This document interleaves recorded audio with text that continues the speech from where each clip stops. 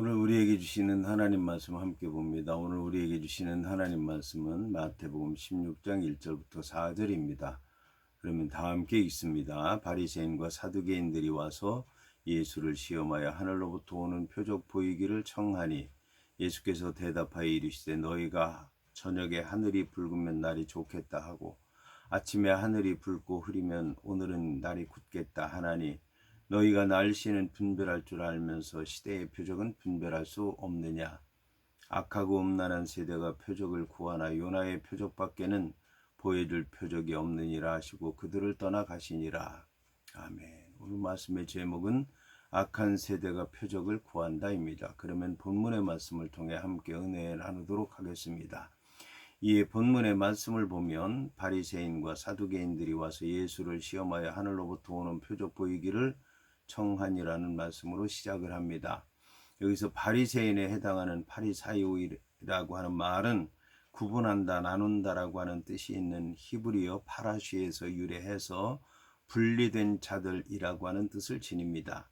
이와 함께 바리새파와 에세나파와 함께 유대의 세 개의 분파 가운데 하나인 사두개파를 지칭하는 사두개인에 해당하는 사두카이오스라고 하는 말은 다윗과 솔로몬 시대에 대제사장을 지낸 의로움이라고 하는 뜻을 지닌 사독에 해당하는 차디크라고 하는 말에서 유래해서 당시 성전을 중심으로 한 종교 지도자 계급을 형성하였던 대제사장과 예루살렘의 유력자들이 속한 귀족 계급이었습니다.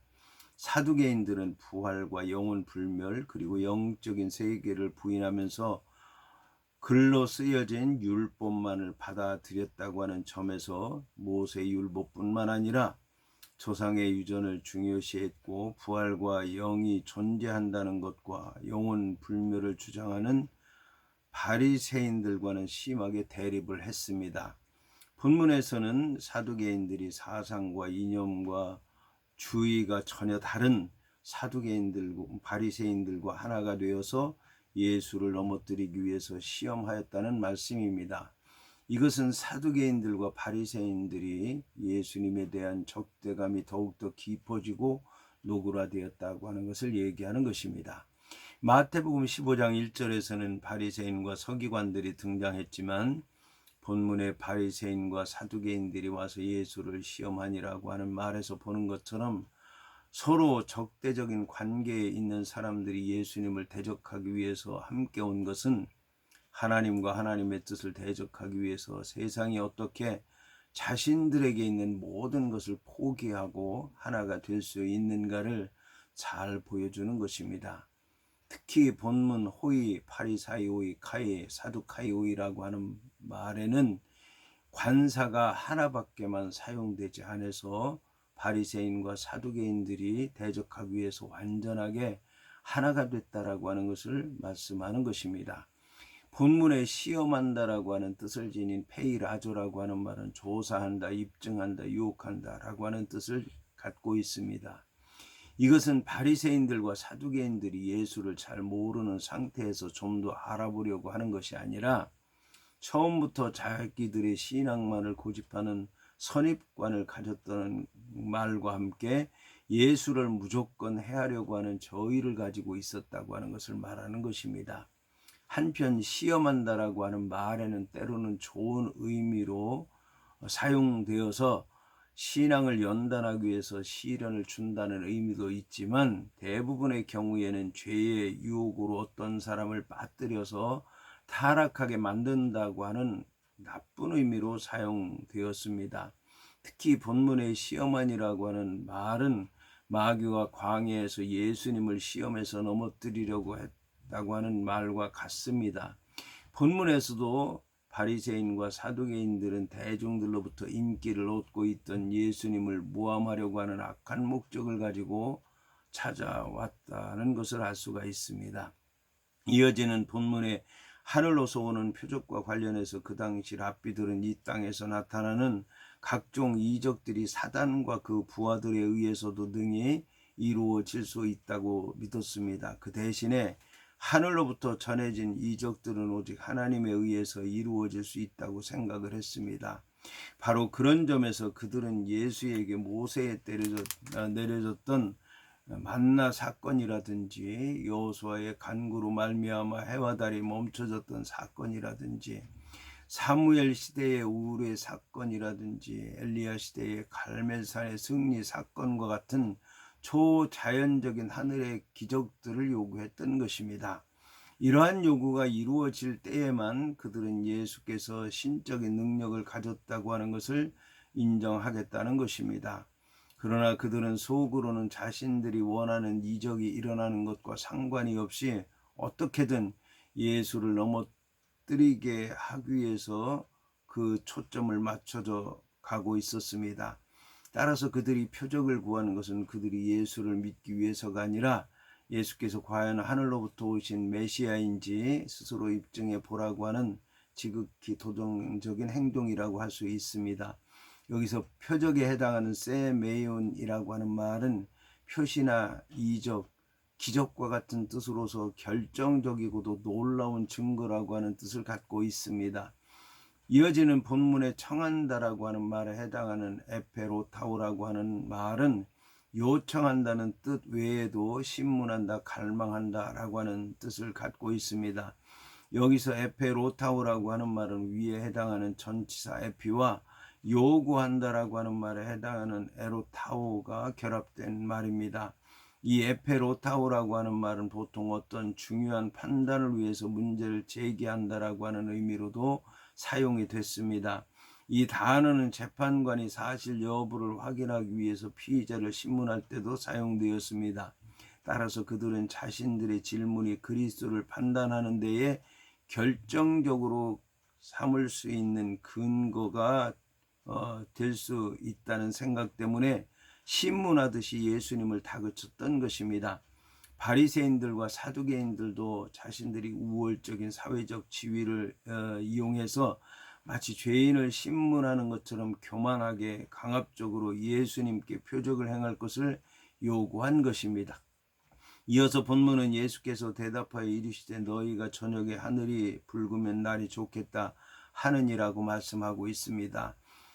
한편 본문과 병행 구절인 마가복음 8장 12절에는 마음속에 깊이 탄식하며 이르시니라고 하는 말씀이 있습니다.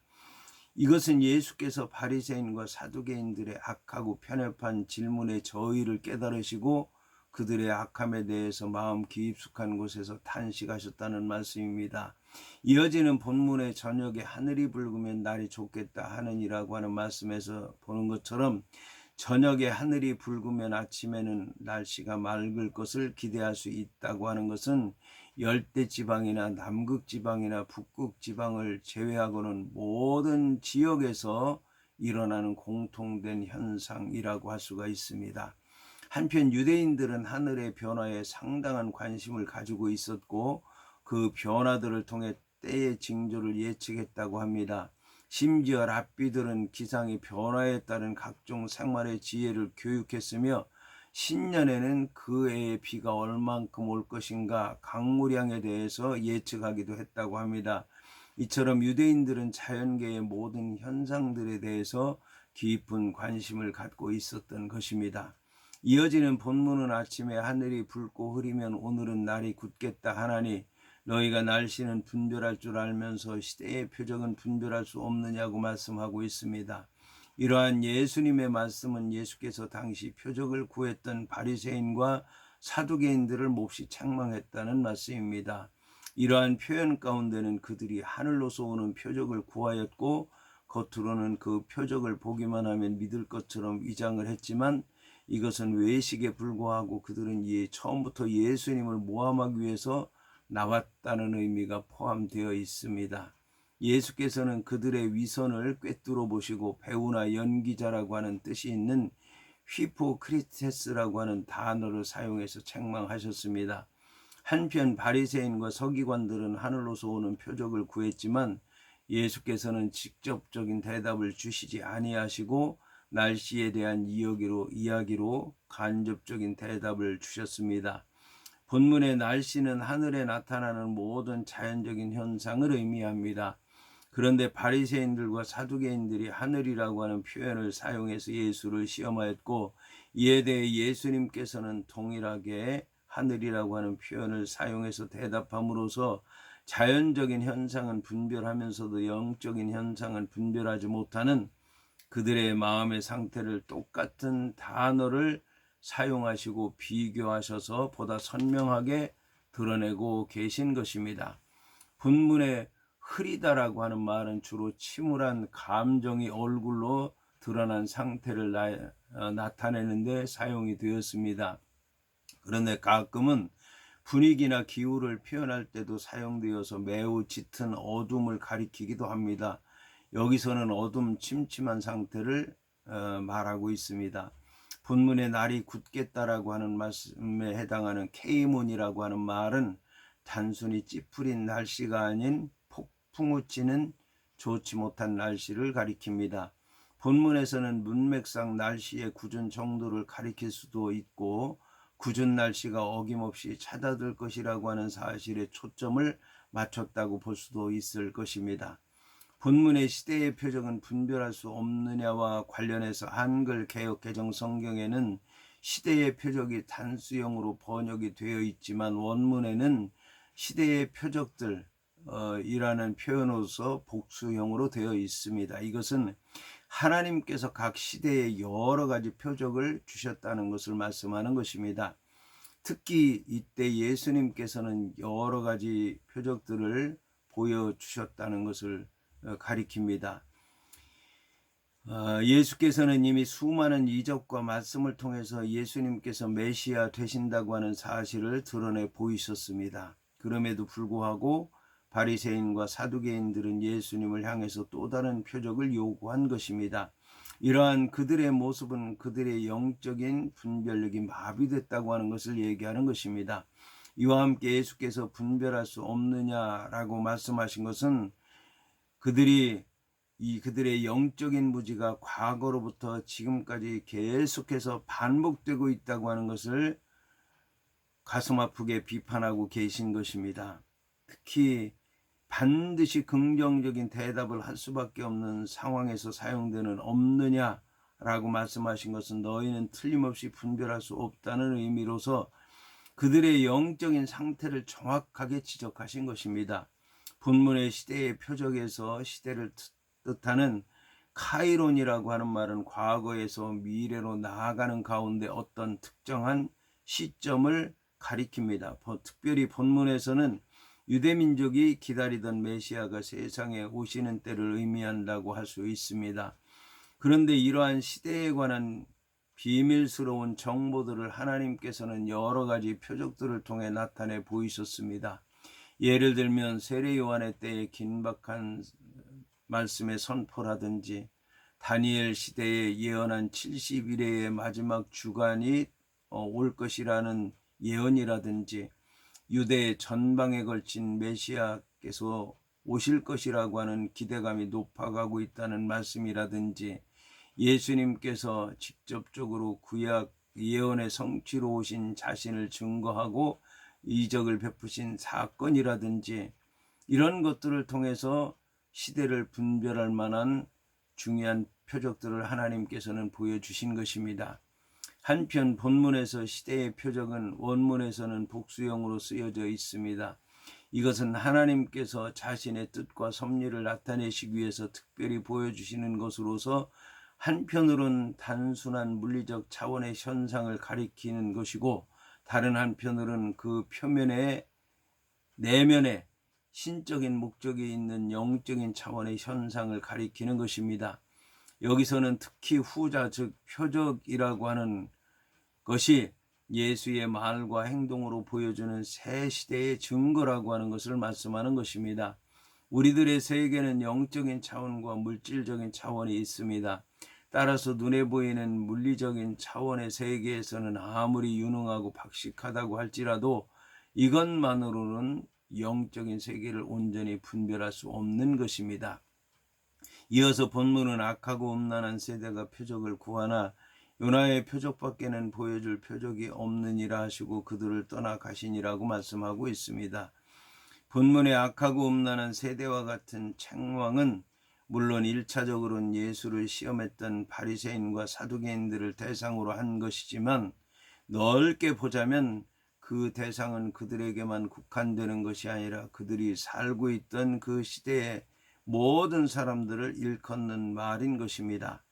이러한 사실은 세대라고 하는 말에 해당하는 게네아라고 하는 말이 똑같은 조상에게서 나온 가문이나 종족 같은 시대에 살고 있는 모든 사람들을 포함하고 있는 단어이기 때문입니다. 따라서 이 말씀은 예수님 당시의 시대상이 악하고 음란했다는 것을 말씀하는 것입니다. 여기서 악한에 해당하는 포네로스라고 하는 말은 몸이 병들고 아픈 것을 나타내기도 하지만 더 많은 경우에 윤리적으로 비열하고 무가치한 것을 나타내는 데 사용되기도 했습니다. 그리고 음란한에 해당하는 모이칼리스라고 하는 말도 1차적으로는 간음하는 것을 나타내지만 성경에서는 더 많은 경우에 하나님과의 관계에서 불신하고 돌아서서 우상 숭배하는 것을 가리키는 데 사용됐습니다. 본문에서도 두 단어를 문자적인 의미로 해석할 수 있습니다. 그렇다면 이것은 비슷한 단어를 반복해서 당시 사람들의 악함을 강조하는 표현이라고 할 수 있을 것입니다. 이처럼 악하고 음란하다라고 하는 말은 똑같은 말을 반복해서 강도의 뜻을 나타낸 것이라고 할 수 있습니다. 또 한편으로는 음란자라고 하는 말이 구약에서는 하나님에 대한 불신과 범죄의 뜻으로 자주 사용되었다고 하는 점에서 악하다고 하는 말은 각 개인의 심령이 흉악하고 추악에 타락된 상태를 가리키고, 음란하다고 하는 말은 그런 개개인이 하나님과의 관계에 있어서 충성스럽지 못한 것을 말하는 것이라고 이해할 수 있을 것입니다. 이 두 단어를 상징적으로 해석하면 전자는 인간 관계에 있어서 악함을 가리키는 반면 후자는 하나님과의 관계에 있어서 불신을 가리키는 것으로 해석할 수도 있을 것입니다. 어떠한 해석을 하더라도 당시 사람들이 아주 악한 죄악 가운데 있었던 것만큼은 분명합니다.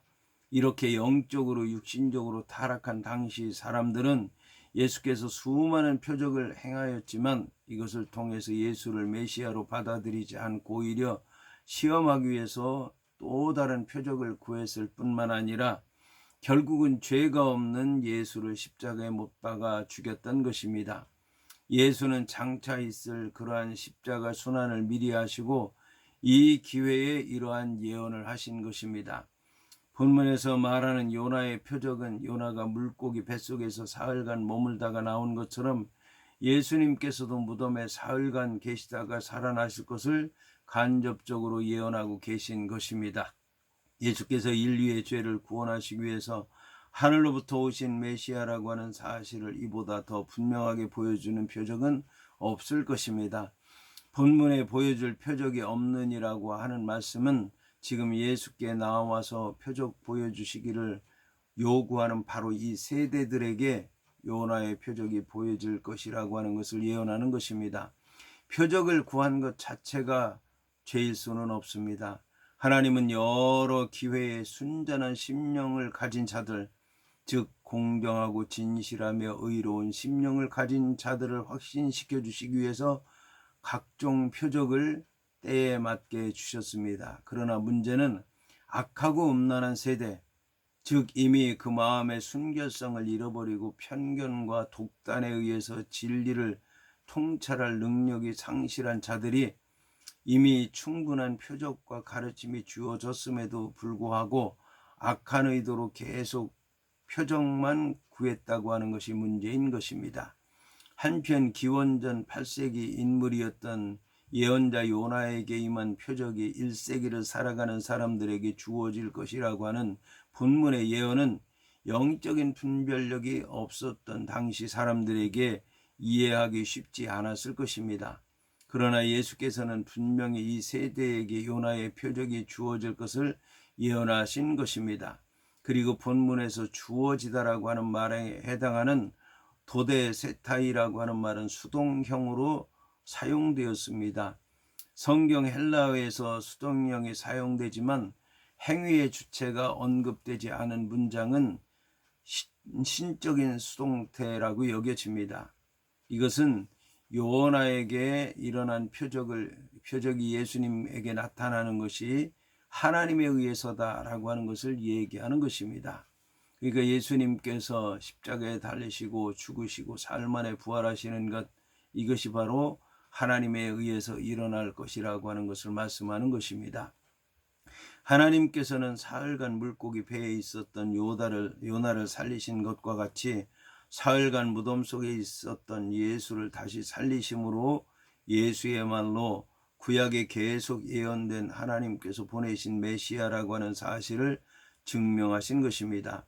표적을 보여달라는 자들에 대한 대답으로서 구체적인 표적을 당장 보여주신 것은 아닙니다.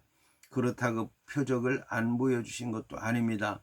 당시 사람들에게 있어서 요나의 표적이라고 하는 말은 단순히 과거의 사건으로만 이해될 것이기 때문에 그들의 입장에서 보면 표적을 안 보여주셨다고 생각할 수 있을 것입니다.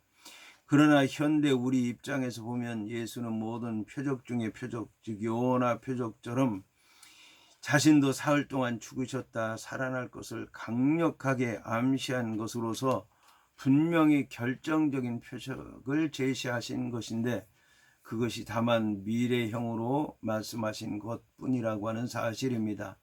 이처럼 예수의 대답은 당시의 바리새인들에게 일종의 역설처럼 들렸을 것입니다. 이 표적은 예수에게 어려움에 직면하실 때마다 제시한 것으로서 믿는 이에게는 구원과 부활의 확실한 증표가 되지만, 믿지 않는 자들에게는 죽음을 이기시고 부활하신 예수에 의해서 필연적으로 주어질 심판의 징조가 될 것이라고 하는 것입니다.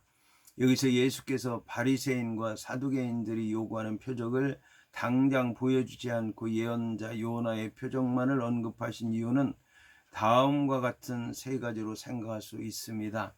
첫째, 바리새인과 사두개인들이 요구하는 표적을 들어줄 경우 잘못된 그들의 신앙적이지 못한 욕구와 호기심을 들어주는 것이 되어 예수께서 이 땅에 오신 근본적인 목적과 사역을 행하시는 뜻인 하나님께 영광 돌리고 자신이 하나님께서 보내신 메시아 되신 것과 자신이 전하신 진리를 나타내시기 위해서 표적을 행하신다는 뜻에 어긋나기 때문입니다. 둘째, 스스로 죄의 길에 서서 마음의 문을 닫은 그들에게 진정으로 필요한 표적은 그들의 신앙적이지 못한 욕구와 호기심을 일시적으로 채워주는 표적이 아니라 그들의 관습적인 신념을 극적으로 깨뜨리고 새로운 사람으로 거듭나게 해줄 결정적인 표적이었는데, 그것이 바로 예수 그리스도의 죽음과 부활이었기 때문입니다. 셋째, 기적을 요구하는 자들과의 관계를 끊으시기 위해서였습니다. 본문에 의하면 예수께서는 기적을 요구하는 자들을 떠나가셨다고 말씀하고 있습니다. 이것은 예수께서 바리새인과 사두개인들과의 교제를 끊으시고 멀리하셨다는 것을 말씀하는 것입니다. 이런 교제의 단절은 1차적으로는 인간 관계의 단절이지만 예수와 바리새인들의 경우에 있어서는 복된 교훈의 기회를 빼앗아 가셨다는 측면도 있습니다. 예수께서는 공생애 동안 먼저 죄인들을 찾아가시어 가르치셨지만 그들이 끝내 거절할 때에는 예수의 공생애의 특수성을 고려하셔서 그들을 떠나가시곤 하셨던 것입니다.